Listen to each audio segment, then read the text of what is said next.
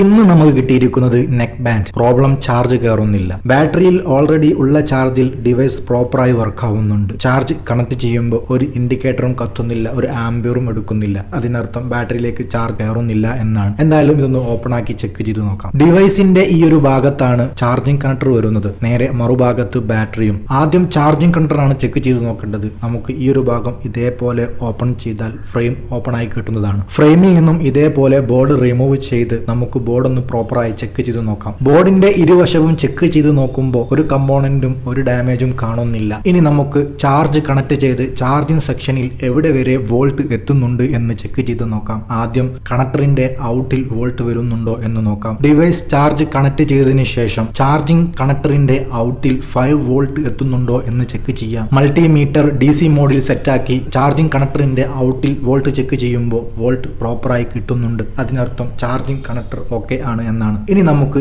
ഈ ഒരു സെക്ഷൻ എവിടേക്കാ പോകുന്നത് എന്ന് ചെക്ക് ചെയ്യാം. ചാർജിങ് കണക്ടറിന്റെ ഓപ്പോസിറ്റ് അടിഭാഗത്താണ് ചാർജിങ് കണക്ടറിന്റെ ലൈൻ പോകുന്നത്. ഈ ഒരു ലൈൻ നേരെ ഈ ഒരു റെസിസ്റ്ററിലേക്കാണ് പോകുന്നത്. ഈ ഒരു റെസിസ്റ്ററിന്റെ ഇന്നിൽ 5 വോൾട്ട് ചെക്ക് ചെയ്യുമ്പോൾ 5 വോൾട്ട് കിട്ടുന്നുണ്ട്. ഈ റെസിസ്റ്ററിന്റെ ഔട്ടിൽ 5 വോൾട്ട് എത്തുന്നില്ല. അതിനർത്ഥം ഈ റെസിസ്റ്റർ പ്രോബ്ലം ഉണ്ട് എന്നാണ്. റെസിസ്റ്റർ ചെക്ക് ചെയ്ത് നോക്കുമ്പോൾ റെസിസ്റ്ററും ഓപ്പൺ ആണ്. അതിനർത്ഥം റെസിസ്റ്റർ ഡാമേജ് ഉണ്ട് എന്നാണ്. എന്തായാലും സോൾഡറിംഗ് അയൺ ഉപയോഗിച്ച് റെസിസ്റ്റർ റിമൂവ് ചെയ്ത് ഇനി ഡിവൈസിൽ ചാർജ് കണക്ട് ചെയ്ത് ഈ ഒരു 2 പോയിന്റ് ടൂസർ ഉപയോഗിച്ച് ഷോർട്ട് ചെയ്യുമ്പോൾ ചാർജിങ് ഇൻഡിക്കേറ്റർ കത്തുന്നുണ്ട്. അതിനർത്ഥം റെസിസ്റ്റർ ചേഞ്ച് ചെയ്താൽ ഇത് ഓക്കെ ആകുമെന്നാണ്. ഇനി ഇതേപോലെ മറ്റൊരു ബോർഡിൽ നിന്നും ഇതേ സെക്ഷനിലുള്ള ഒരു റെസിസ്റ്റർ എടുത്ത് ഇവിടെ റീഫിക്സ് ചെയ്തതിനു ശേഷം ചാർജ് ചെയ്യുമ്പോൾ ഇൻഡിക്കേറ്റർ കത്തുന്നുണ്ട്, ആംബിയറും എടുക്കുന്നുണ്ട്. ഇനി നമുക്ക് എങ്ങനെയാണോ ഓപ്പൺ ചെയ്തത് അതേപോലെ റീഫിക്സ് ചെയ്തതിനു ശേഷം നാം ചെക്ക് ചെയ്യുമ്പോൾ പ്രോപ്പറായി ചാർജ് കയറുന്നുണ്ട്, ആംബിയറും എടുക്കുന്നുണ്ട്. അതിനർത്ഥം ഓക്കെ ആയി എന്നാണ്.